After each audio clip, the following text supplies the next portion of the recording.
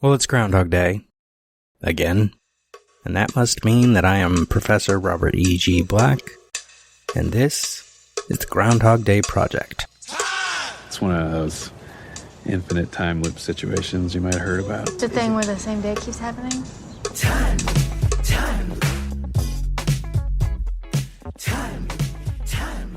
I wake up every day right here, right in Punxsutawney, and it's always February 2nd. The last revision is what counts, apparently. We're on minute 98. The loop is over. Phil and Rita are in bed. As this minute begins, they kiss one more time, and we cut to a different angle from looking down on them. So we're looking across them so we can see the table, see the window. And the film is going to transition at this scene the same way it originally transitioned to Pittsburgh. Instead of using a TV, it's using the window. But before we get there, I gotta note the goof because this one is absolutely correct. People call it. Some of them exaggerate on how long it's been, but the clock says 6:01. The film is using the fact that it just isn't showing 6. Like, all we've ever seen on this clock are 5:59 to 6 a.m. We've never seen 6:01 on the clock. We've seen 4:04, and I believe that turned to 4:05 by the end of that phone conversation where he's talking to the operator. And we saw 3-something. I forget what time it was when Rita fell asleep in Phil's bed. The first time. Jumping in because midnight, the same frickin' sequence. She hugs him, clock strikes midnight, she thinks he's gonna disappear. He doesn't. She falls asleep later at 3:02. Or, well, that's what we see on the clock as he starts his little speech. We've never seen 6:01, and that is the visual they're giving us. Switching just to 6:02 and being accurate, I think would actually be weird, but they should have given us a shot of the clock maybe when Phil got up from the bed, because at that point it had been a minute since the alarm went off. So we could have gotten this shot then, and then we could have also had 6:02 now. So it's not only showing us a visual that we haven't seen, 6:01, 6:02, it's giving a progression of 6:01 to 6:02. It's showing like the time is happening. But it doesn't do that. So the goof is there, the goof is correct. Of course, the last goof in the movie is going to be right, because so many goofs in the IMDb Goofs page are just wrong. Camera goes toward the window, looking out at the snowy street, looking north. Of course, this is not the actual snowy street. This is an image of the snowy street that they have outside the window of the set, and then it's going to use that to transition to outside.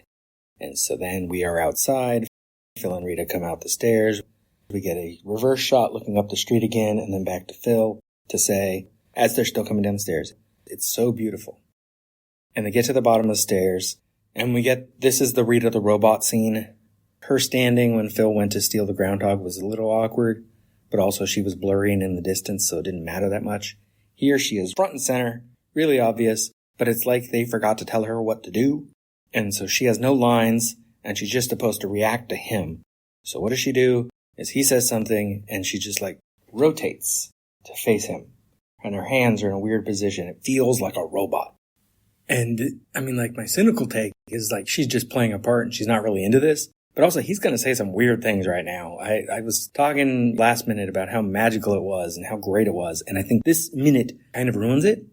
Or as Annie McDowell / Rita Hansen would say, it spoils it. Because she couldn't say ruins without getting too much of an accent going. Talked about that several minutes ago. Oh, let's not spoil it. She says let's not spoil it, but it was scripted as let's not ruin it. But with Andy's accent, she kept saying let's not ruin it. And I'd say, no, Andy, it's ruin. And she'd go, ruin. So we finally changed the line, let's not spoil it. Because it feels like, let's live here. They kiss, and then he says, we'll rent a start. Which she's smiling, but I don't think she doesn't get it. She doesn't understand him right now. And I think last minute, the magic of that moment, she could accept what he was saying and kind of understand, even though she didn't understand. And in this moment, I don't think she can understand. But they're trying to end on a comedic tag. We'll rent to start, which I believe was an ad-lib that Bill Murray came up with, if I remember right. Even if it was Harold Ramis, it's basically an improv kind of line, as you want to end on the joke, the punchline.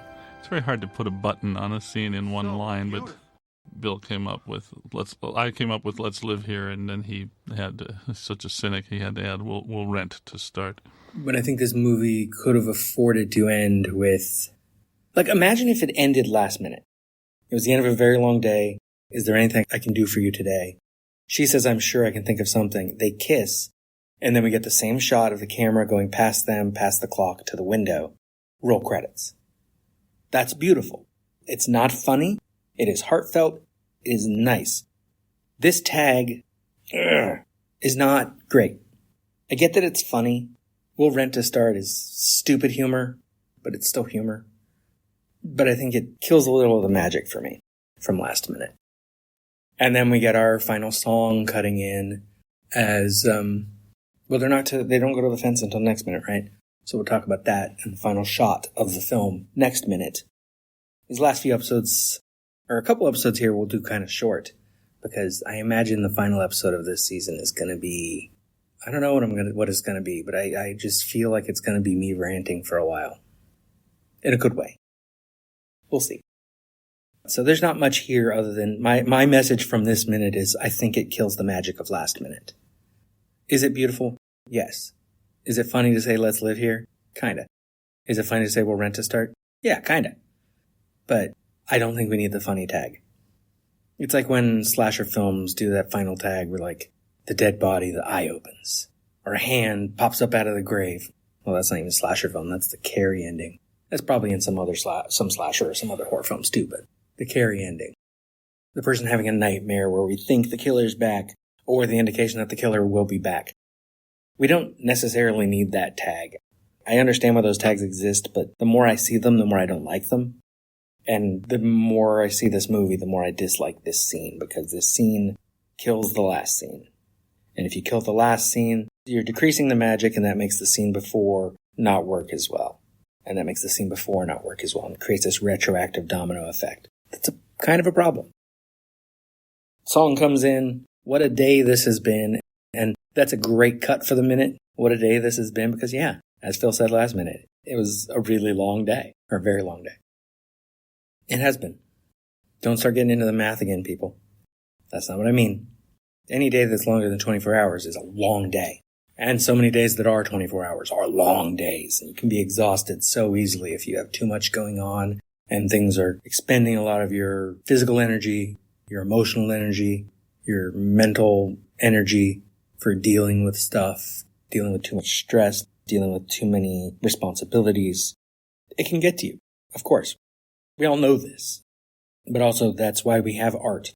That's why we have film, is to, on the one hand, help us watching the film deal with our own stresses because we see other people dealing with theirs, and we also get temporary relief from ours, potentially.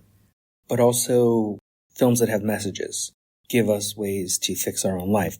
Paul Hannum's book is about looking at Groundhog Day as a metaphor for how your day becomes inane and repetitive, so you have to change who you are on the inside so you can see it differently and see your life differently.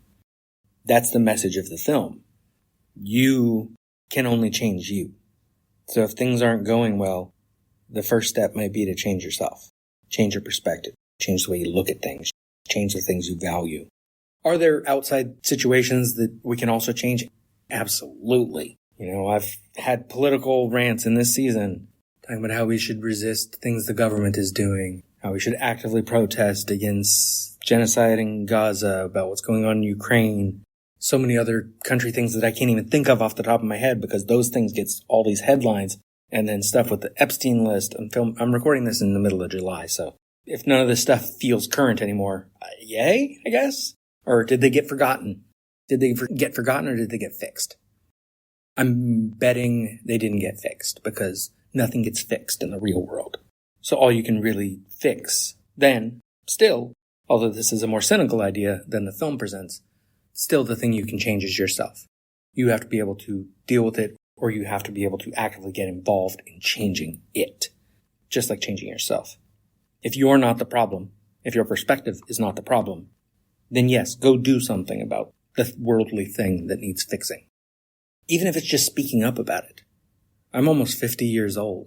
I can't be out on the streets protesting like I'd like to and actively being more than just a protester, you know? Things I'd love. When I was a history major, undergrad, I idealized 60s radicals, particularly the Weather Underground, and how they actively did things, bombed things, The only people they hurt was themselves. To be fair, if you're one of those people that just immediately hears 60s radicals and like, those people hurt people, blew up people. No, Weather Underground did not. The only bombings they set off were against property, and I am perfectly fine with fucking property damage because capitalism sucks. And we've created a system where we have poor people, we have a working class, sort of. We don't have a real middle class in this country, at least. And then we have rich people and richer people.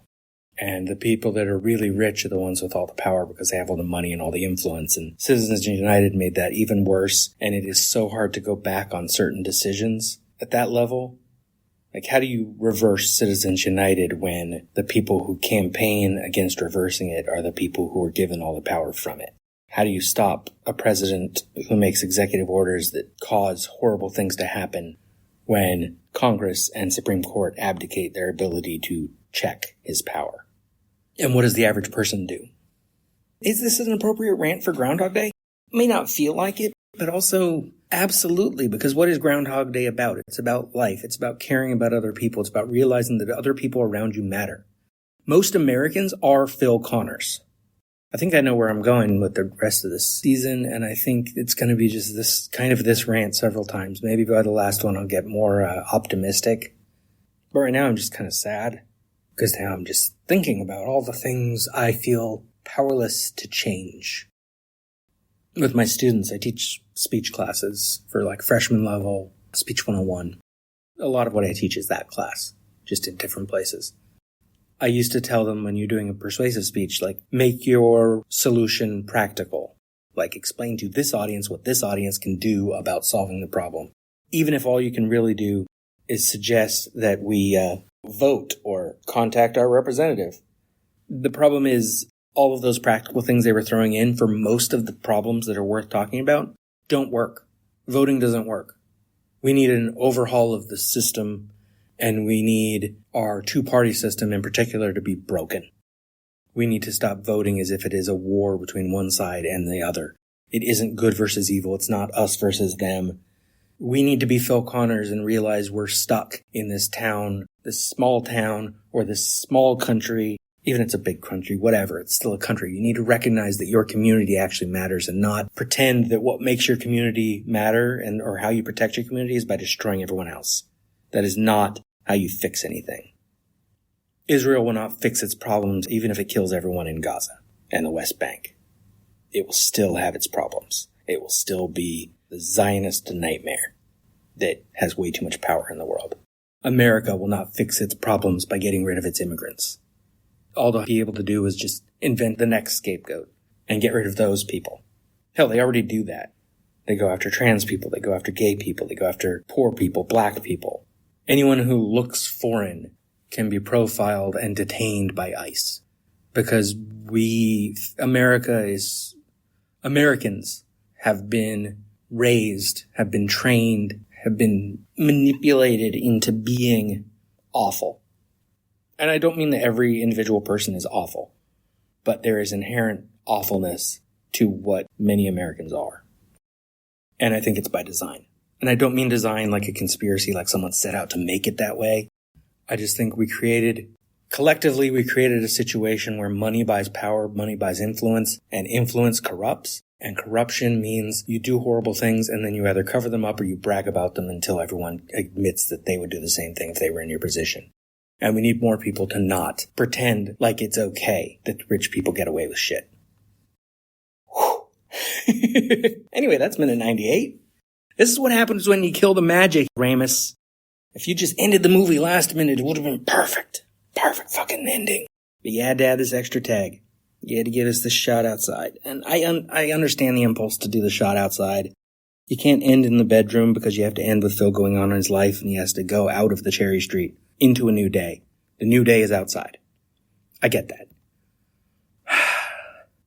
What if he'd gone outside and then said, is there anything I can do for you today? No, because I am sure if I can think of something is a funny-ish tagline if she's talking about sex. So no, you ruined it, man. Anyway, I'll see what I can rant about next time. Maybe it'll be more optimistic. Maybe I have some advice. I doubt it. Until then, I don't know. Don't kill the fucking magic. Care about other people. And if you have trouble caring about other people, That doesn't mean you just don't try. Fucking try. Knew you were gonna say that. This has been a production of Lemming Drops Studio. You can find links to more at lemmingdrops.com or join the Facebook group Lemming Drops Studio Tour. Also, you can support all my shows at patreon.com/lemmingdrops. What is wrong in the end which never comes? Or which comes again and again, lapping, like waves. Since the Big Bang set everything in motion, everything that happens in this universe has to be the way it is. Particles unfolding the way they're destined to. How do you sleep at night? You've never seen Groundhog Day? Yeah, you know Groundhog Day is not a documentary. Remember when Groundhog Day was just a movie? I am the one thing in life I can control. I am inimitable, I am original. I'm not falling behind or running late. I'm not standing still, I am lying.